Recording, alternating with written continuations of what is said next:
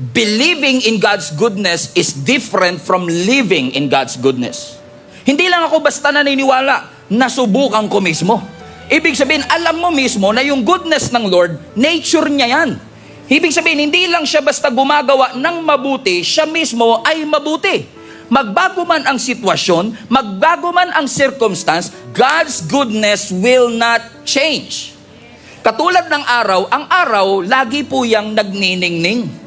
Kahit pataguan mo yan ng ulap, yung araw, nandun pa rin sa likod, nagniningning siya. It doesn't matter. Hindi porket hindi mo makita yung araw, hindi siya nagsashine. At minsan tayo, hindi natin makita ang kabutihan ng Lord kasi clouded tayo ng mga pagsubok at ng mga problema.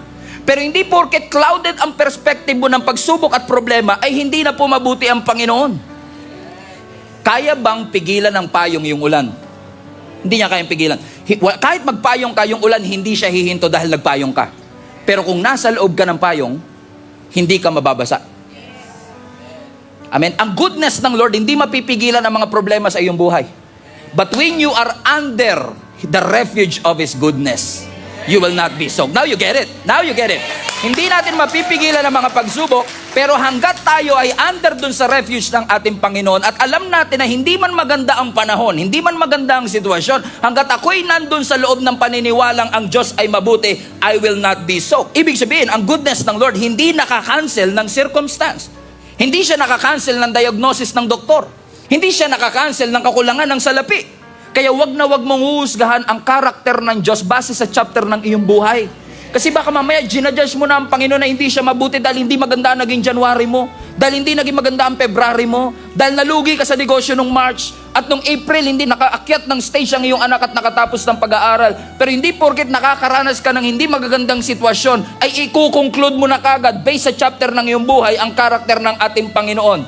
I want to submit to you, pagkatapos ng taong ito, pagdating ng December 31, lahat tayo ay iiyak kasi sabihin natin, hindi naging maganda ang January ko, hindi naging maganda ang February ko, hindi naging maganda ang July, ang March, pero pagdating ng September, whenever I see boys and girls, pagdating ng September, unti-unti ko naranasan ang kabutihan ng ating Panginoon. Ano ibig sabihin? Dumaan ka sa matitinding pagsubok pero hindi mo hinusgahan ang buong taon based sa chapter ng iyong buhay, kundi based sa karakter ng Panginoon sa atin. Di ba yung harina? Walang pumapapak ng harina sa atin. Kaya bakit pag nilasahan mo yung harina, dry? O kaya naman yung itlog na hindi luto, yung raw egg, malansa. Baking soda, may kumakain po ba sa inyo baking soda? Ang pait nun, pinalilinis ka yun eh. Kasi ang tapang yan eh. Husgahan mo yung baking soda, hindi masarap. Husgahan mo yung itlog kasi malansa. Husgahan mo yung asin kasi maalat. At gusto mo lang yung asukal kasi matamis. Pero pag pinagsama-sama mo yung harina, yung baking powder, yung itlog, yung asin, yung asukal, at ilagay mo sa oven, magugulat ka na lang, cake na siya. So, mapait siya in isolation, pero delicious siya in completion. So, kung huhusgahan mo yung lasa ng cake based sa baking soda, hindi mo siya ma-appreciate. Kung i-judge mo ang buhay mo based sa nangyari sa February, hindi mo ma-appreciate yun. But God is a good God, that He is able to work all things together for the good of those who love God. Mapait ang baking soda, balansa ang itlog, maalat ang asin, pero pag pinagsama-sama mo siya, if you love the Lord, may pangako ang Diyos sa atin that God is able to work things together. Siya ang nagsisibling chef ng iyong buhay, kaya wag mong huhusgahan yung baking soda dahil mapait, because your God is able to say, I am able to do and work all these things together for the good of those who love the Lord.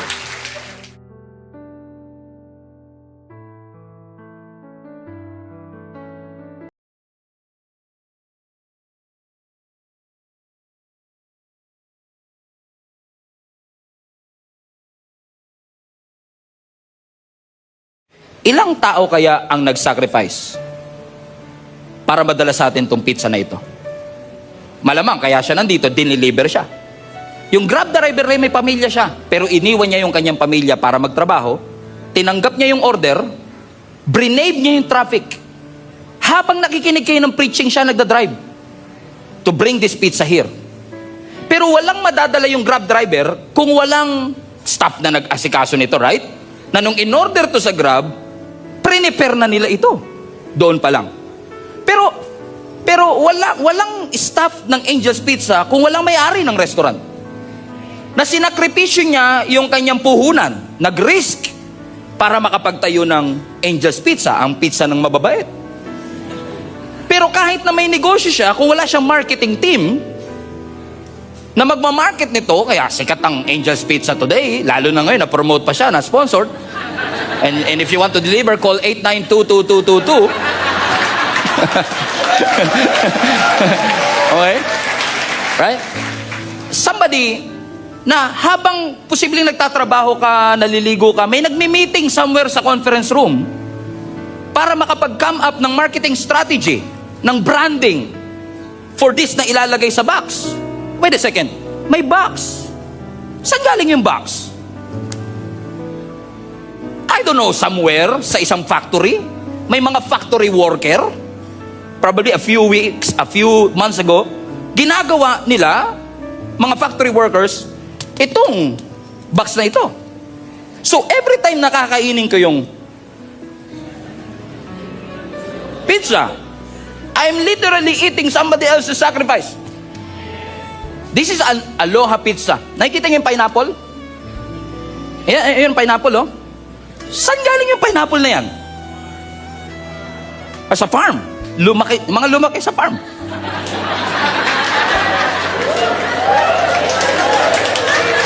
So, merong farmer na lumaki sa farm. And I research, ang growth cycle ng pineapple, 1.5 years. So, more than a year ago, merong nagtatanim ng pinya. Somewhere siguro, baka sa bukid nun, kasi nandun yung pinakamalaking Del Monte.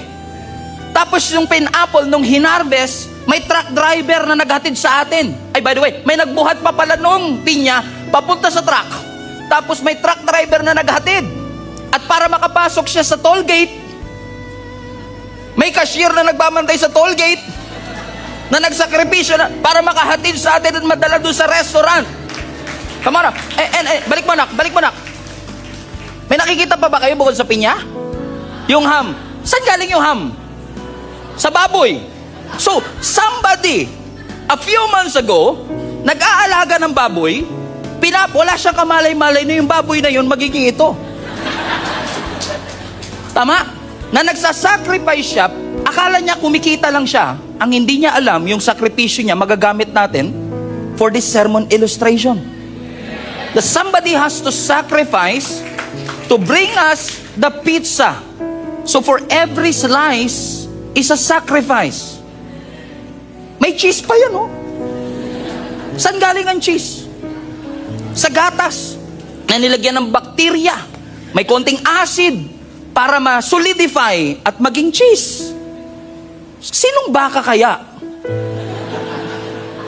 ang nag-sacrifice para ibigay yung milk na gagamitin sa at ilang milyong bakterya ang nag-sacrifice para ma-solidify ang cheese na makakain natin today. Church, this is a labor of love. It will only take you 10 minutes to eat all of this, but it takes months of sacrifice. Hundreds of hands and hearts na nagsakripisyo to bring us this delicious pizza.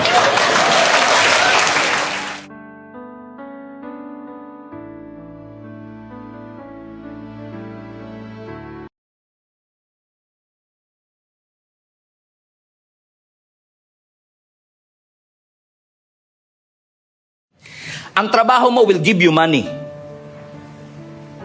Ang assignment mo will give you fulfillment. Kaya kahit anong gawa mo sa trabaho mo, you have the money, you have the success, but you're not fulfilled.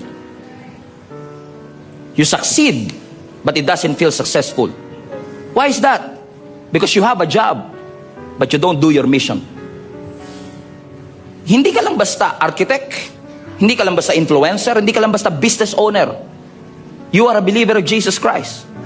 So kung ikaw man ay nagtatrabaho as an accountant, that's your job. But it doesn't mean it is your mission. Ano trabaho ni Peter sa Bible? Fisherman. Yun ang kanyang job, pero hindi yun yung kanyang purpose. Peter thought he was a fisherman. Sabi ng Lord, no, that's your job. Your mission is to be a fishers of men. And who would have thought na yung inakala niyang fisherman siya, pagsasalitain ng Panginoon sa harap ng 3,000 people, and 3,000 people got saved. So kung ikaw ay accountant, nasa office ka, accountancy is what you do, but that's not your mission. Ano ang assignment na pinapagawa ng Panginoon? Look at Jesus Christ. Ano ang trabaho ni Jesus Christ nung nandito pa po siya sa mundo? Karpintero. Yun ang kanyang trabaho. Pero yun ba ang mission niya? No. Ang trabaho niya karpintero, pero ang mission niya to save the world. Magkaiba ang trabaho sa atin pong assignment. Pag iniisip mo pa lang yung commute papunta sa trabaho, yung traffic na pagdadaanan mo, hindi pa Monday, malungkot ka na ng Sunday. Gagawin ko doon, magsisirox na naman ako sa opisina namin, magbamap na naman ako ng sahig. Ano ba magagawa niyan? May pera nga ako, pero hindi naman fulfilled ang aking buhay. Right? But once, watch this, but once, nalilagay mo yung mission mo sa trabaho mo, you know, hindi ka lang basta pumapasok sa trabaho. You're serving the Lord. You're not serving your boss. You're serving the Lord. Now, if you are a business owner, I'm not just opening my business to earn money. I'm opening my business to make an impact to my society. Mas nakakagising yun. Pag hindi mo ginawa yung trabaho mo, magagalit ang boss? Masisisante ka? Possibly. Pag nasisante ka, anong gagawin mo? Lilipat ka lang na ibang trabaho. So yung consequences ng hindi mo paggawa sa trabaho mo, it will not last forever. Pero pag di mo ginawa ang mission mo, the consequences will last forever. So, kung ikaw ay nanay o tatay, hindi ka lang nag-aalaga ng bata, hindi ka lang nagbe-babysit. Dinidisciple mo yung anak mo, hindi lang para lumaking mabuti, kundi kumilala sa Diyos. As a parent, your job is not just to raise good children. Your mission is to raise godly children.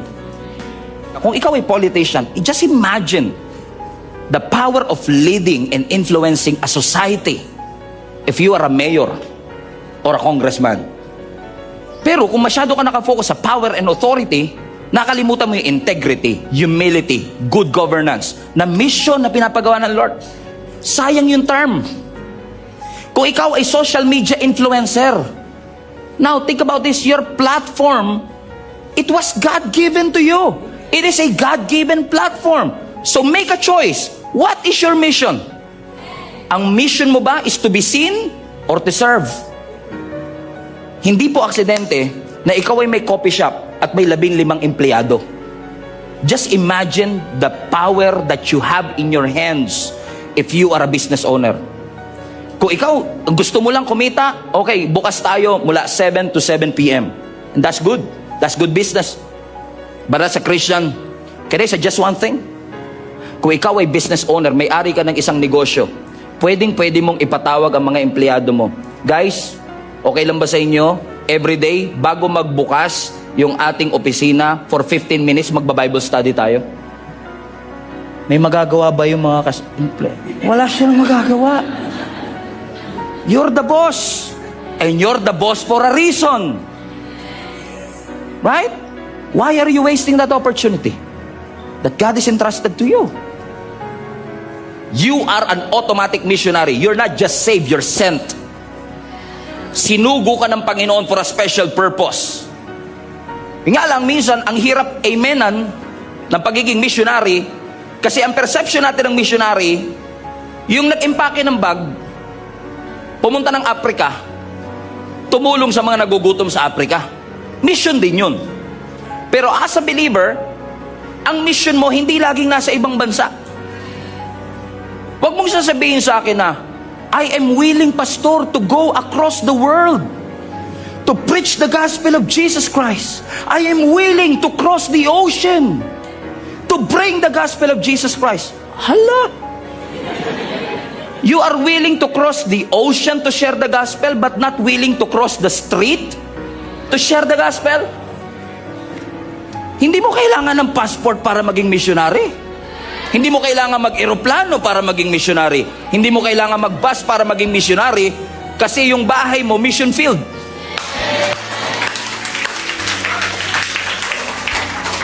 Paano mo nasabi? Meron bang hindi Christian sa family nyo? That is a mission field. Parang hindi yata fair na nagkikare tayo sa buhay ng iba, na nandun sa iba, pero may mga sariling buhay din naman sa loob ng ating tahanan na nangangailangan ng Jesus. Pero mas passionate pa tayo dahil ba may airplane ride? Hindi mo kailangan ng passport para maging missionary.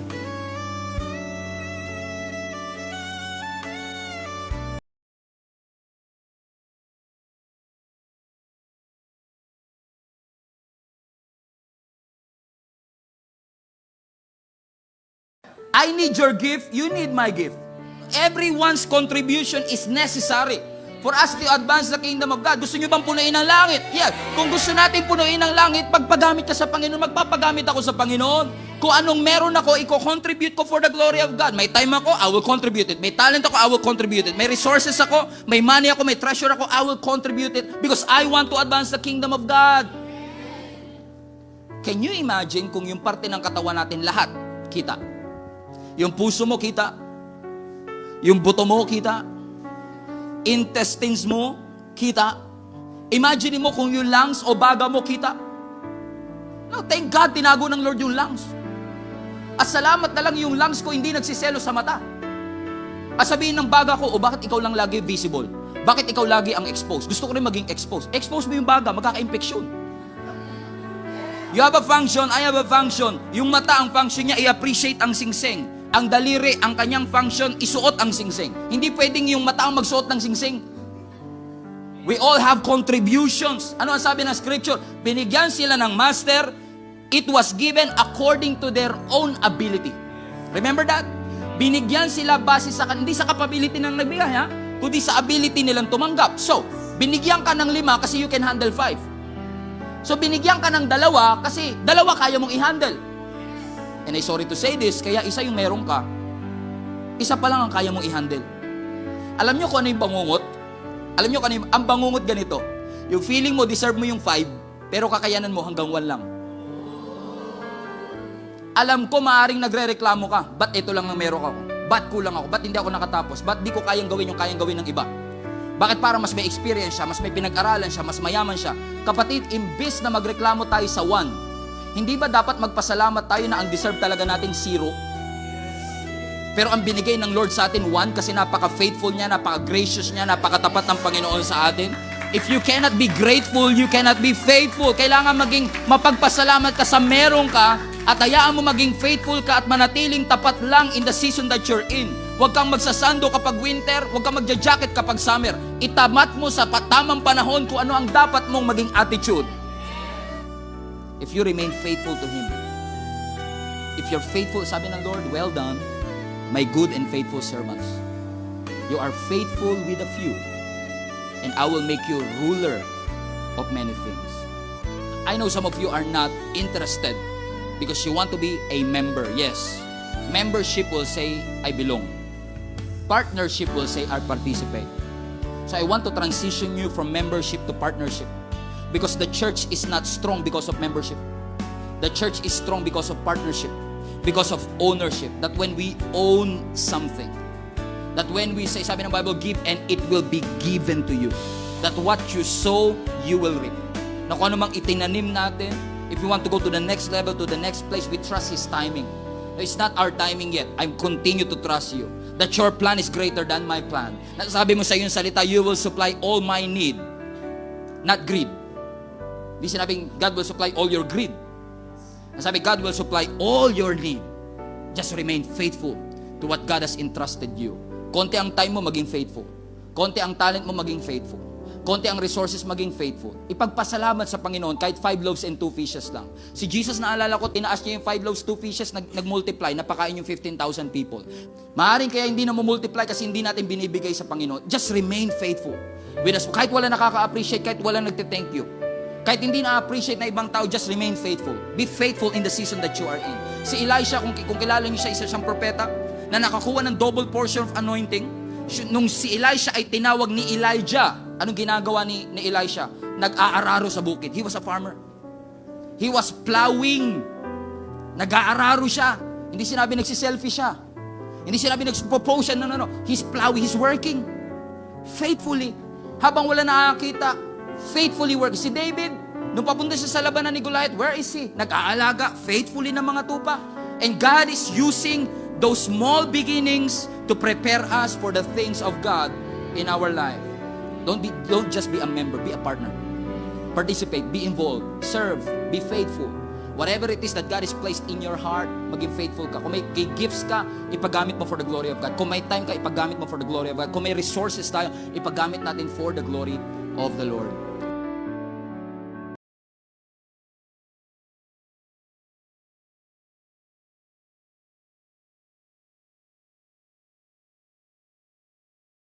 Wag na wag niyong titignan ang problema ninyo. Ulitin ko lang.